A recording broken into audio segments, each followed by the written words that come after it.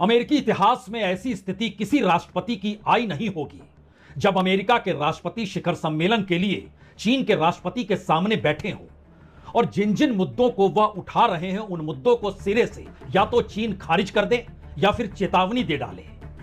Taiwan को लेकर चीन ने चेतावनी दे डाली, आप उस दिशा में देखे नहीं, अगर उस दिशा में कोई सवाल आप खड़ा करेंगे तो संबंध बिगड़ जाएंगे। और दूसरी तरफ अमेरिका जब कह रहा है क्या वाकई ईरान के कब्जे में जो होर्मुज़ रूट है वहां पर सामान्य आवाजाही नहीं होनी चाहिए, चीन ने कहा बिल्कुल होनी चाहिए। तब अमेरिका ने कहा क्या यह जरूरी नहीं है कि चीन अपनी सेना भेजे और उसके बाद होर्मुज़ रूट को सामान्य करने में अमेरिका की मदद करे। तब चीन की तरफ से जवाब आया बिल्कुल नहीं, वो ईरान की संप्रभुता के दायरे में आता है तो हम तो उसी लाइन पर टिके हुए हैं। हां, अगर वो सामान्य हो जाए तो इससे बेहतर कुछ नहीं। और तीसरी बात, जिस टैरिफ को अमेरिका लगाकर दुनिया भर से आर्थिक सौदेबाजी कर रहा है उस टैरिफ से कोई समाधान नहीं निकलेगा, इसका भी खुला जिक्र शी जिनपिंग ने कर दिया। सवाल यह है कि अमेरिकी राष्ट्रपति जिस प्रतिनिधिमंडल के साथ चीन पहुंचे हैं उसमें खुले तौर पर कोई भी कह सकता है उनकी नजर बिजनेस पर है, ट्रेड पर है। लेकिन उससे पहले जो अंतर्राष्ट्रीय घटनाक्रम में अमेरिका को सुपर पावर बतलाते रहे, क्या वो सुपर पावर की पदवी अब शिफ्ट हो गई और वो चीन के पास आकर खड़ी हो चुकी है? क्योंकि चीन खाड़ी देशों से लेकर वेस्ट एशिया में अमेरिकी दखल के खिलाफ है।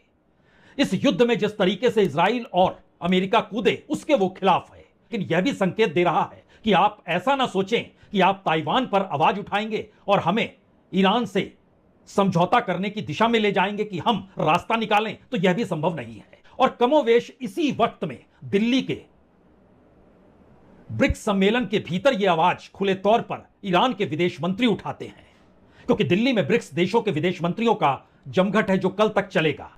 लेकिन ईरान के विदेश मंत्री अराक्ची जब यह कहते हैं ब्रिक्स के एक सदस्य देश पर हमला हुआ, उस हमले को करने वाला अमेरिका और इजराइल है, इस हमले को अंतर्राष्ट्रीय कानूनों को धराशायी करके किया गया, तो क्या ब्रिक्स इसकी निंदा करेगा? वो कहेगा कि अमेरिका और इजराइल ने जो किया गलत किया? और इन दो परिस्थितियों के बीच एक तीसरी परिस्थिति जो भारत के भीतर या तो बैलेंस एक्ट कैसे किया जाए इसको लेकर बड़ी उलझन हो चुकी है, या फिर जिस ऑयल इमरजेंसी की दिशा में भारत बढ़ चुका है उसमें खुले तौर पर रूस ये कहने से चूक नहीं रहा है जितना तेल चाहिए आप हमसे ले सकते हैं। हमें पता है आप पर अमेरिका ने रोक लगाई हुई है, लेकिन हमारे दरवाजे खुले हुए हैं, तो हर तरीके से रशिया आपको तेल देने को तैयार है। लेकिन आपको सोचना है, और इसका जिक्र रशिया के विदेश मंत्री लावारोव अपने ही देश के न्यूज चैनल जो दिल्ली से भी चलता है आरटी, उसको एक इंटरव्यू में खुले तौर पर कह देते हैं। कमोवेश आर्थिक मुद्दों को लेकर ईरान भी भारत के सामने कुछ ऐसा ही प्रस्ताव भी रखता है, बावजूद इसके फैसला आपको लेना है। यानी एक नए तरीके का त्रिकोण है, अमेरिका है, चीन है, ईरान है, लेकिन उसमें एक चौथा दरवाजा इस बार भारत के लिए भी खुल रहा है। समझना यह भी होगा कि इस महीने क्वाड के विदेश मंत्रियों की भी बैठक दिल्ली में ही होनी है, और क्वाड बना है चीन के साउथ चाइना सी के विरोध को लेकर, और ऑस्ट्रेलिया, जापान, भारत और अमेरिका इनकी मौजूदगी है। यानी अंतर्राष्ट्रीय पटल पर यह चार देशों की भूमिका इस वक्त सबसे महत्वपूर्ण है। 24 घंटे पहले ईरान की सेना के प्रवक्ता ब्रिगेडियर जनरल मोहम्मद अकरामी नियामी खुले तौर पर यह कहते हैं कि ईरान की सेना और सुरक्षा बल पूरी तरह तैयार हैं। अमेरिका और इजराइल के साथ जंग के बाद अब पीछे हटने की कोई गुंजाइश है ही नहीं। और जिस होर्मुज़ रूट का जिक्र हो रहा है तो उसमें बतला दें कि उसके पश्चिमी हिस्से पर तो पूरे तरीके से रेवोल्यूशनरी गार्ड यानी आईआरजीसी के नेवी का कंट्रोल है, और इसके बाद जिन जगहों पर अमेरिका यह सोच रहा है कि उसने नाकेबंदी कर रखी है और वो दखल दे सकता है तो वो भूल जाए।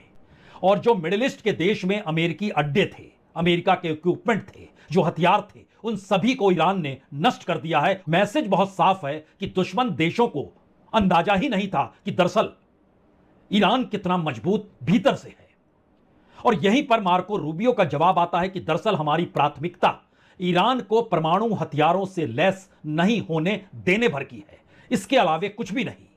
जब इन बातों का जिक्र हो रहा है तो इन सब के बीच एक खबर यह भी आती है कि ईरान जो सीधे सीधे अब यूएई पर इसलिए हमला कर रहा है क्योंकि इस परिस्थिति के बीच इजराइल के प्रधानमंत्री नेतान्याहू ने गुप्त यात्रा युद्ध के बीच ही यूएई की दुबई और आयरन डोम वहां पर इजराइल का तैनात हो जाए इसका बिजनेस भी था। और उसके बाद यूएई ने खुद को ओपेक से अलग किया।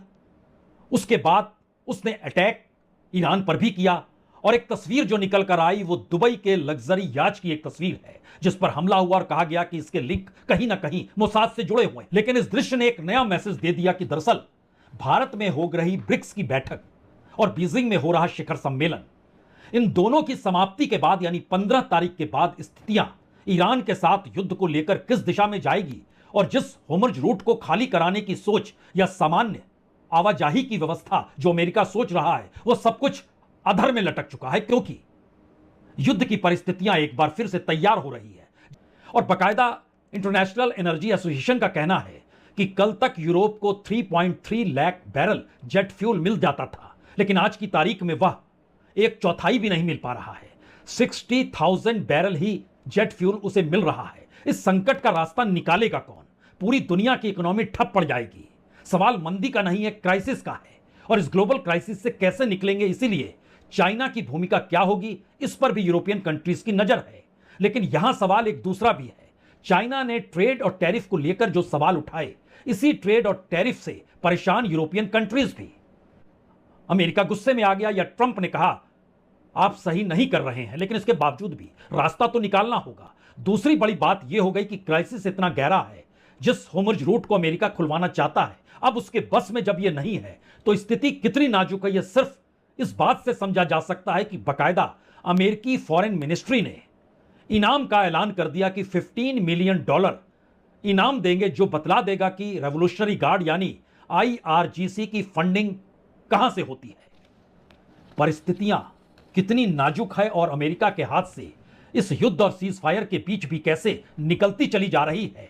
और चीन भी और रशिया भी शायद उस दिशा में बढ़ रहे हैं जहां पर मैसेज बहुत साफ हो कि अमेरिका का कानून नहीं, यूनाइटेड नेशन का कानून है। उस गैर कानूनी तरीके से आप टैरिफ तो लगा सकते हैं जो आप ही के देश में सुप्रीम कोर्ट ने खारिज कर दिया, लेकिन अंतर्राष्ट्रीय तौर पर ट्रेड के आश्रय आप कॉलोनियल मानसिकता के साथ खड़े नहीं हो सकते हैं।